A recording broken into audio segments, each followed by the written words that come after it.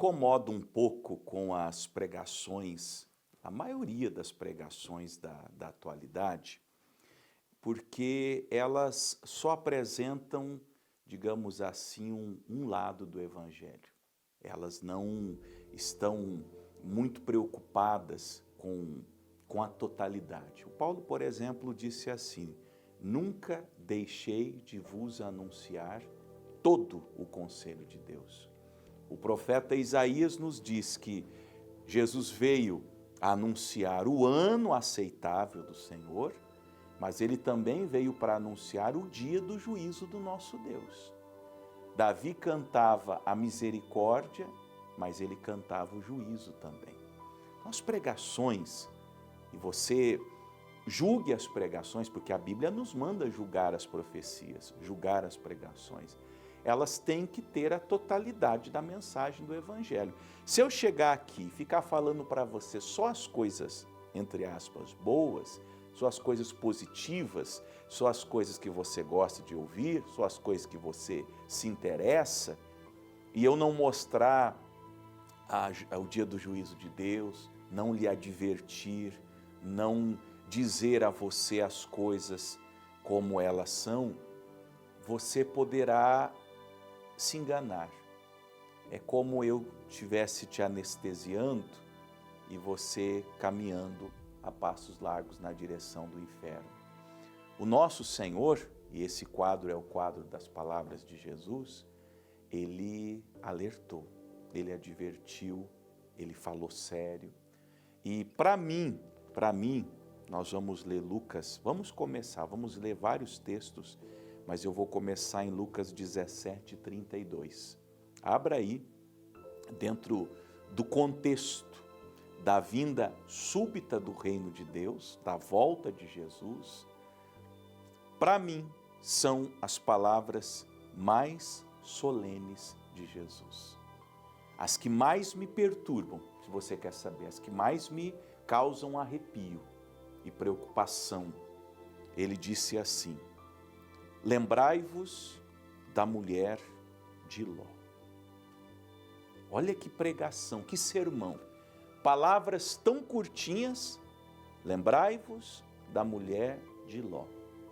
Mas que tem um sermão maravilhoso, porque veja, esse é um tipo de pregação em que Jesus está provocando-nos a reflexão. Ele está falando, lembrem, pensem, ponderem, tragam a memória, tragam a lembrança, caminhem junto com os pensamentos de vocês, na mente de vocês, o que aconteceu com a mulher de Ló. Ele não falou para a gente se lembrar de Ló. Ló tem uma história, nós sabemos um pouquinho dela, talvez a gente comente uma coisa aqui, outra ali, mas Jesus está nos dizendo, lembrem-se da mulher de Ló. É uma história conhecida até para quem não é da fé. O que aconteceu com a mulher de Ló? Se eu perguntar, até as crianças possivelmente saberão. Ela se transformou numa estátua de sal. Ela foi transformada subitamente, sem esperar, numa estátua de sal. Agora, eu quero olhar para a mulher de Ló sobre 3 pontos de vista. E nós vamos, aqui e ali, voltar à história. Primeiro, aquela mulher era nora, por assim dizer, porque ela era casada com Ló. Ló era sobrinho de Abraão, mas era filho de criação. Ele era filho de um irmão de Abraão que morreu e Abraão assume Ló como filho. Então, Abraão era pai de criação de Ló. Consequentemente, a mulher de Ló era nora. Ou, digamos, Abraão e Sara eram sogro e sogra da mulher de Ló. Esse é o primeiro ponto de vista, vou falar daqui a pouco. Que às vezes, mesmo sob a influência de pessoas de Deus, uma pessoa não se converte. Depois eu quero falar na perspectiva de uma denominação. Vai ser lá na segunda parte, nós vamos tratar sobre a perspectiva de uma denominação, que a mulher de Ló hoje, ela representa denominações que vão se afastando do culto bíblico, olhando para Sodoma, se aproximando cada vez mais de Sodoma e vivendo aquela experiência do mundanismo, da devassidão e da promiscuidade. E lá na terceira parte, eu quero falar da maldição dos descendentes da mulher de Ló. As duas filhas se tornaram mulheres pecadoras, promíscuas. E os filhos que nasceram dela, ela é a avó de Amon e de Moabe, duas nações, se transformaram duas nações que foram uma verdadeira praga na história da humanidade. Vamos à primeira parte. Boas influências não são suficientes. Pense comigo. A mulher de Ló, como eu já mencionei, tinha por sogro e sogra Abraão e Sara.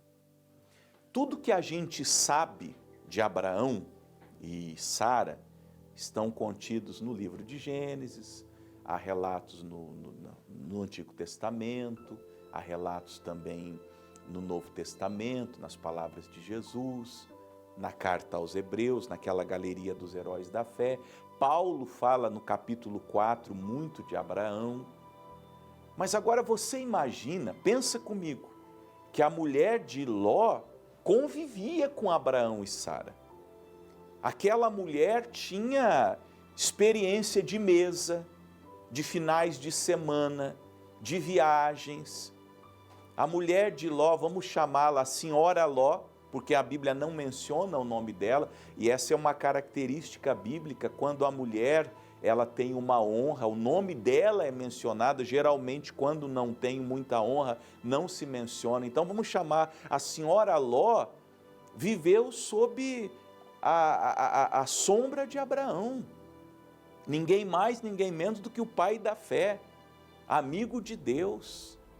Ela via os milagres, ela via o exemplo, ela testemunhava a vida de oração de Abraão, ela via os livramentos. Quando saíram de Sodoma e Gomorra, levado pelos reis, e o Abraão com os 318, resgatou Ló, a esposa, a família, ela experimentou tudo aquilo, ela sabia, veja, ela sabia que o sogro e a sogra eram pessoas genuinamente de Deus. Mas ela se parecia mais com os de Sodoma e Gomorra do que com a família real, do que com a família bíblica, do que com a família temente. Esse é um pensamento que Jesus está propondo. Lembrem-se da mulher de Ló. O que Jesus está dizendo é: você pode estar cercado de gente piedosa. Eu estou falando com senhoras, vamos falar uma coisa aqui com bastante clareza, que privilégio é o teu, hein? Não todos, estou falando com algumas, me dirigindo a algumas senhoras, que tiveram a graça de Deus de casarem com maridos tementes. Teu marido é um homem de Deus, a senhora sabe disso. Teu marido é um homem de Deus. Mesmo assim, a senhora não toma jeito. Mesmo vivendo, dormindo na cama com um homem temente, um homem de Deus, honesto, justo, bom, íntegro, a senhora não se menta. Ou o contrário, que graça é a tua, meu irmão, que tem uma esposa, olha, tiremos o chapéu, a mulher virtuosa de Provérbios 31, 10 ao 31. Mulher virtuosa, quem achará? Você achou.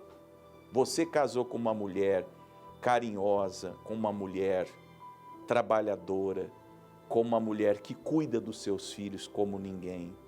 Uma mulher que cuida da tua casa, cuida de você, cuida da tua roupa, cuida da administração financeira, é fiel, é boa na cozinha, é uma mulher santa de Deus, porque aí essa é a característica principal dela, e ela é todas as outras coisas, porque ela é uma mulher temente a Deus.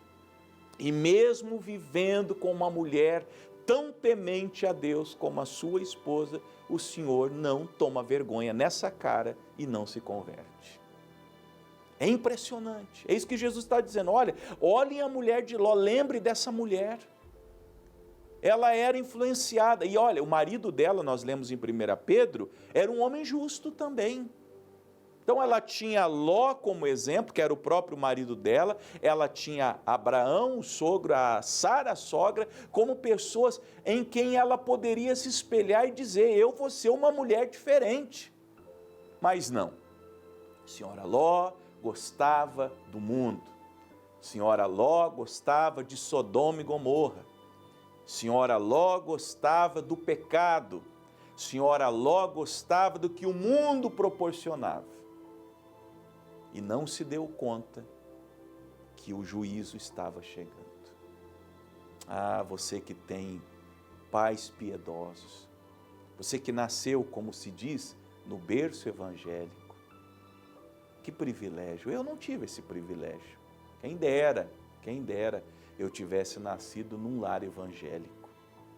Se eu tivesse frequentado a escolinha da igreja, se eu tivesse frequentado os cultos na minha idade juvenil, ah, quanto sofrimento, quanta dor, quanto pecado eu teria evitado. Mas você não. Você dá um desgosto para os seus pais.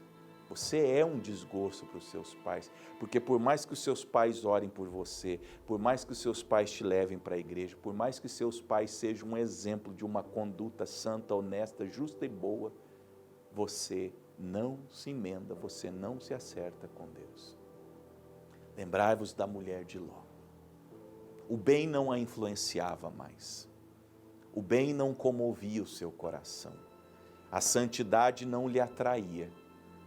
A vida justa não lhe interessava. Ser uma mulher de Deus não fazia parte das aspirações daquela pobre mulher. Isso é muito triste. Por quê? Porque o tempo chega, o juízo chega, e ela não se deu conta de que o juízo havia chegado. Ainda que os anjos de Deus a estivesse com a família levando para escapar do justo juízo de Deus sobre as ímpias cidades de Sodoma e Gomorra, ela se perdeu.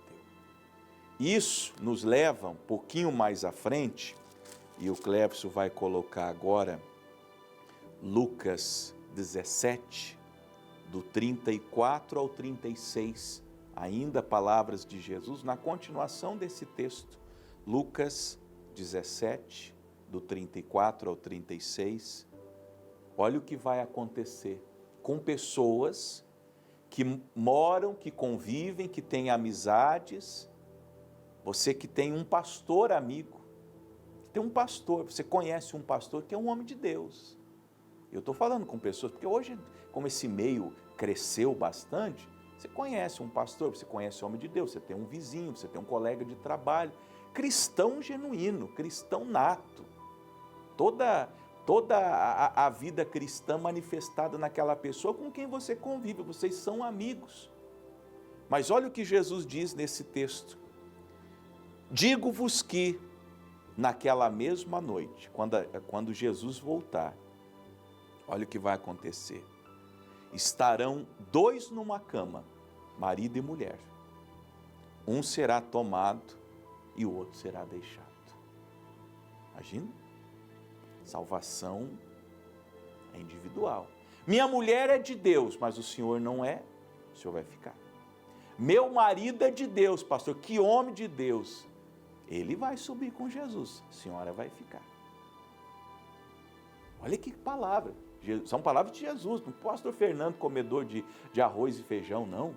Palavras de Jesus. Estarão dois numa cama, deitados, casal que se ama, que se dá bem, mas um ali não se converte, um ali não se deixa influenciar pela piedade do outro. Um ali não se curva, não se converte ao Senhor Todo-Poderoso, vai ser deixado. Versículo 35, duas estarão juntas moendo.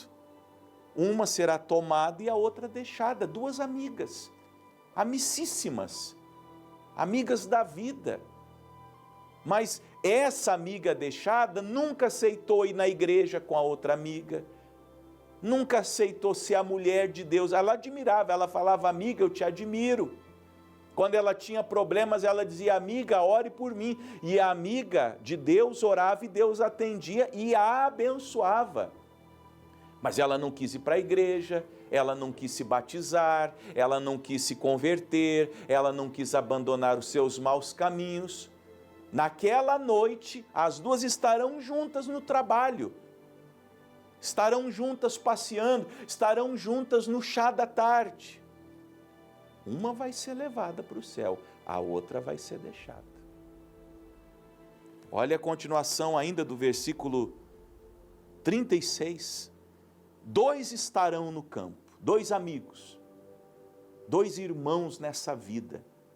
Você que tem um amigo, e aquele seu amigo é de Deus, aquele seu amigo é íntegro, é reto, é homem de valor, é homem da igreja, é homem do evangelho, é homem da graça.